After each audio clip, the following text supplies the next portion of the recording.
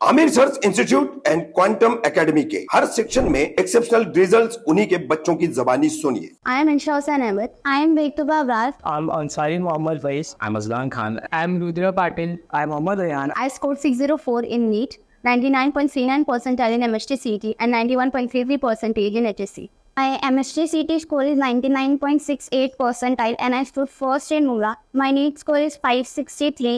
And HSC percentage is 87.17%. I scored 91 percentile in JEE, 91.58 percentile in MHT CET, and 89.17 percentile in HSC Board. And I scored 91% in 10th CBSE. And I scored 91% in ICSE Board 10th result. I secured 91% in CBSE Board.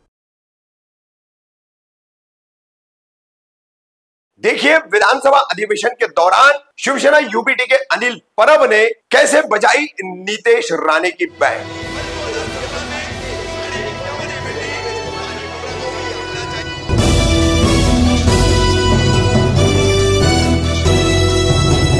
Rafiq Kamdar Hindustani reporter में आपका स्वागत है। महाराष्ट्र विधानसभा का budget सत्र चल रहा है। अब अंतिम दिन है ये, 1 से 2 दिन में ये बजट अधिवेशन खत्म हो जाएगा।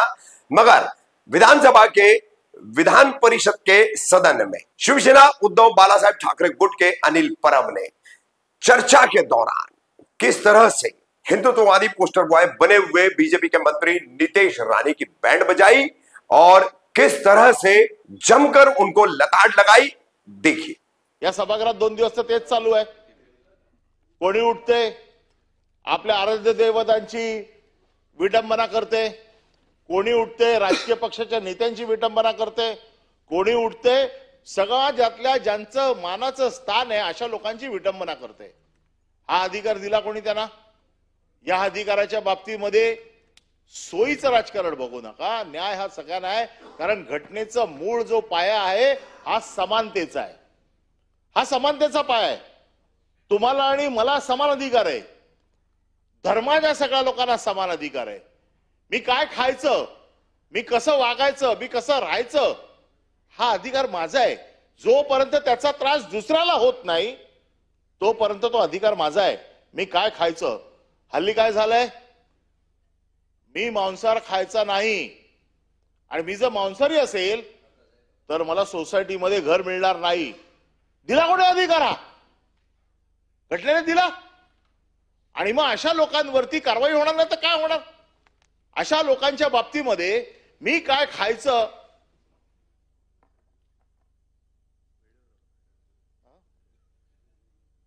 मी काय खायचं हा अधिकार कोणाचा आहे? माझा आहे ना। माझ्या अधिकारावरती गदा आणणारा कोण आहे? एक समाज उठतो आणि सांगतो की मांसाहारी लोकांना या सोसायटीमध्ये राहायला देणार नाही का, तर ते मांसाहारी आहेत म्हणून। हा अधिकार दिला कोण?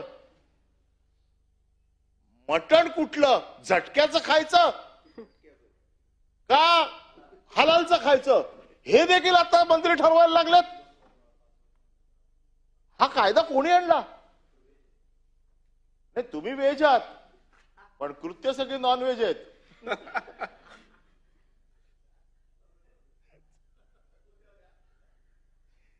त्याच्यामुळे मटण कुठलं खायचं हे काय चाललंय सभागृहात?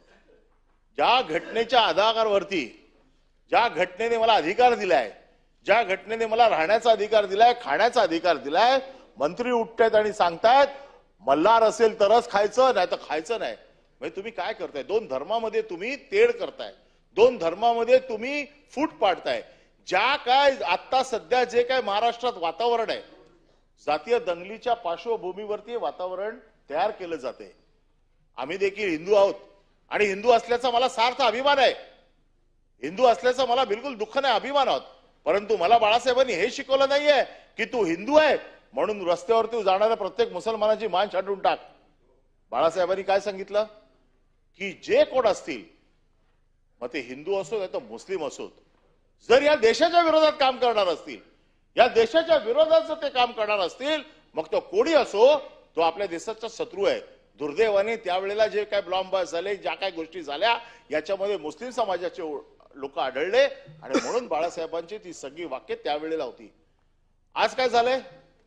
माझ्या इकडे एक सोसायटीमध्ये एक नेपाळी वॉचमॅन आहे अख्खा रात्र ओरडत असतो,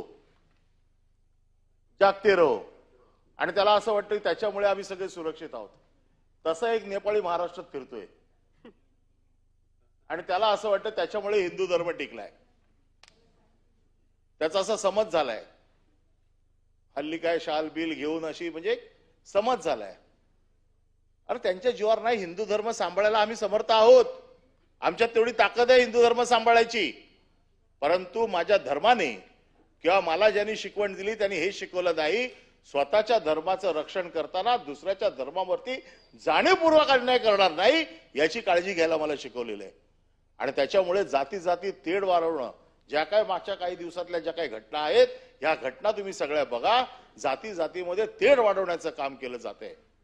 वेगवेगळ्या गोष्टींवरती इथे सकाळपासून चर्चा झाली, मी त्या सगळ्या गोष्टी जात नाही, कारण तसं जर गेलो तर मला 2 दिवस या राज्यघटनेवरती बोलू शकतो. परंतु माझं म्हणणं असं आहे की ज्या घटनेने मला अधिकार दिलेत त्या घटनेच्या माझ्या अधिकाराची पायमल्ली करण्याचा अधिकार ना मला आहे विरोधक म्हणून, ना सत्ताधाऱ्यांना आहे. हा कोणालाच अधिकार नाहीये, हा मला राज्यघटनेने दिलेला अधिकार आहे. आणि म्हणून मग मला राहायचं कसं, मला बोलायचं काय, मला खायचं काय, याचे अधिकार दुसरा कोणी ठरवू शकत नाही. हा माझा जन्मसिद्ध अधिकार आहे आणि तो मी बजावणारच. त्याच्यामध्ये दुसऱ्या कोणाचाही हस्तक्षेप हा मला मान्य नाही आणि तो मान्य करू पण देणार.